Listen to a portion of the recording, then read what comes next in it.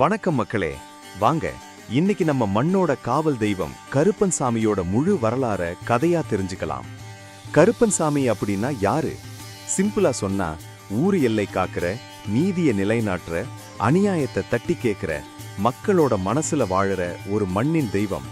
அவரை கருப்பசாமி, கருப்பண்ணசாமி, கருப்பையா, கருப்பன்னு பல பேர்ல கூப்பிடுவாங்க. ஆனா சக்தி ஒண்ணுதான், நோக்கம் ஒண்ணுதான்: காவல், நீதி, நேர்மை. இந்த வழிபாடு எங்க இருந்து வந்துச்சு? இதோட ஆரம்பம் பண்டைய தமிழ் மக்களின் காவல் மரபும் வீர வழிபாடும்.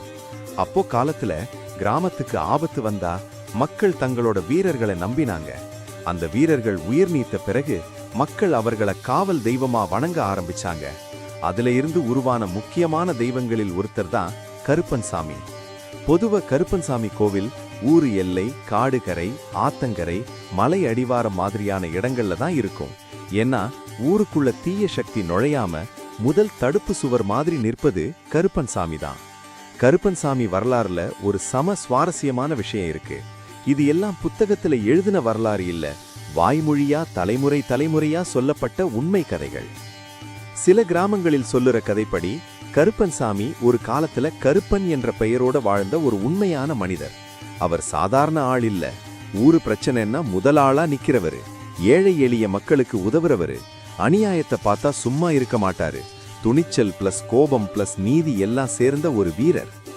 அந்த காலத்துல ஊர்ல ஒரு பெரிய பிரச்சனை வந்துச்சு.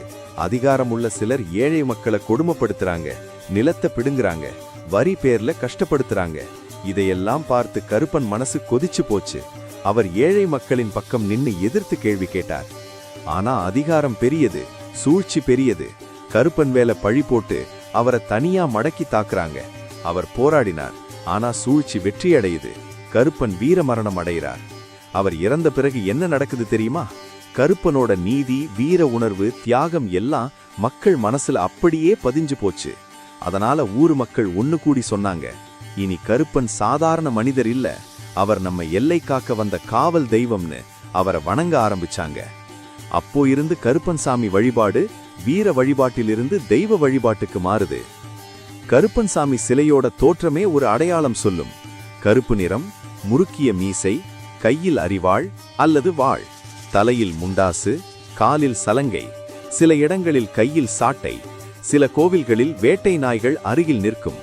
கண்களில் கோபமும் பார்வையில் காவலும். இந்த தோற்றத்துக்கு அர்த்தம் என்ன?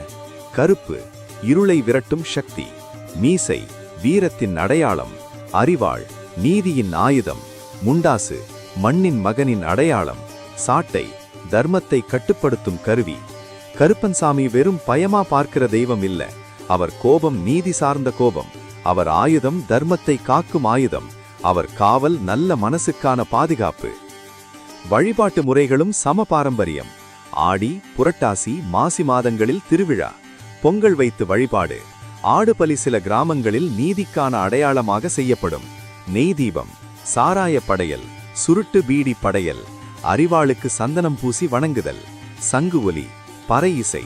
சில பேருக்கு தோணும், ஏன் சாராயம், சுருட்டு, ஆடு படையல் எல்லாம் என்னன்னு? இதுக்கு காரணம் என்னன்னா, கருப்பன் சாமி மக்களோட வாழ்வோட இருந்து வந்த தெய்வம். அதனால அவருக்கு படைக்கிறது எல்லாம் மக்களின் மரபும் வாழ்வின் உண்மையும். அவர் கோவில்ல ஒரு நம்பிக்கை ரொம்ப பிரபலம், அது சத்தியம் செய்யும் இடம். ஊர்ல பிரச்சனை வந்தா, தீர்ப்பு கிடைக்காம போனா மக்கள் கோவில்ல வந்து கருப்பன் முன்னாடி நின்னு சத்தியம் செய்வாங்க. பொய் சொன்னா, அநியாயம் செஞ்சா கருப்பன் பார்த்துப்பார்னு ஒரு பயமும் இருக்கும். ஆனா அது நீதியை நிலைநாட்டும் பயம். அதனாலதான் சொல்வாங்க, கருப்பன் சாமி கோவில் நீதிமன்றம், அங்க பொய் ஜெயிக்காது. கருப்பன் சாமிக்கு பரிவார தெய்வங்களும் உண்டு. முனீஸ்வரர், மதுரை வீரன், சுடலை மாடன், சங்கிலி பூதத்தார், பேச்சியம்மன், இசக்கியம்மன், இவங்க எல்லாம் சேர்ந்து கருப்பன் படைன்னு மக்கள் சொல்வாங்க. அதாவது ஒரு ஊர் பாதுகாப்புக்கு நிறைய சக்திகள் ஒன்னா நிற்கிற கூட்டம். கருப்பன் சாமி வழிபாடு தமிழ்நாட்டுல ரொம்ப பிரசித்தி. குறிப்பா மதுரை, ராமநாதபுரம், சிவகங்கை, விருதுநகர், திண்டுக்கல், தேனி, நெல்லை மாவட்ட கிராமங்கள். இந்த பகுதிகளில் கருப்பன் சாமி பெயர் சொன்னாலே ஒரு மரியாதை வரும், ஒரு பக்தி வரும், ஒரு நடுக்கம் வரும், ஒரு பெருமை வரும். அவரை சில இடங்கள்ல குலதெய்வமா கூட வணங்குவாங்க. ஏன்னா அவர் ஒரு குடும்பத்தை மட்டும் இல்ல, ஒட்டுமொத்த கிராமத்தையே காக்கிற தெய்வம்.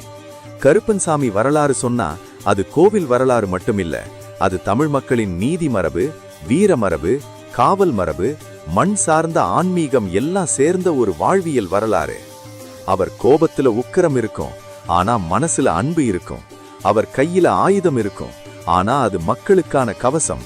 அவர் எல்லையில் நிற்பார், ஆனா மனசிலும் காவல் நிற்பார். அதனாலதான் நம்ம முன்னோர்கள் சொன்ன ஒரே வரி, கருப்பன்சாமி நீதியின் நிறம், காவலின் குரல், மண்ணின் பெருமை. சரி மக்களே, இந்த வரலாறு கேட்டதுக்கு நன்றி. அடுத்த முறை இன்னொரு மண்ணின் தெய்வம் கதையோட சந்திப்போம். எல்லாரையும் கருப்பன்சாமி காப்பாத்தட்டும், நீதியா வாழ வைக்கட்டும்.